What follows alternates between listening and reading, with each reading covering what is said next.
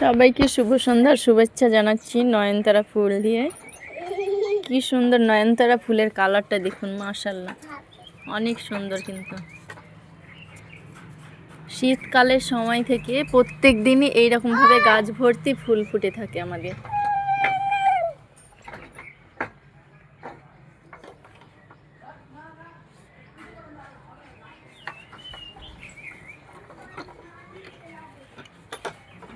এটা হচ্ছে দোপাটি। দোপাটিটা এই রোদ্রের জন্য মানে তাপের জন্য এইরকম হয়ে গেছে। তো এটাও অনেক ফুল ফুটে আছে, দেখুন গাছ ভর্তি দোপাটি ফুল ফুটে আছে। এ হচ্ছে বেল ফুল। বেল ফুলের কুড়ি এসেছে, এখনো ফুলটা ফুটেনি। ছাদ বাগানে কিন্তু ফুলের বাহার। ছাদ বাগানে কি সুন্দর মালটা লেবু ধরেছে, দেখুন কত বড় বড় হয়ে গেছে। এর আগে কিন্তু হয়েছিল, কিন্তু রোদ্রের জন্য কি কারণে হয়নি, খুব ঝরে গিয়েছিল, এরকম ভাবে হয়েছিল। কিন্তু এবার অনেক হয়েছে, বড় বড় হয়ে গেছে। এই যে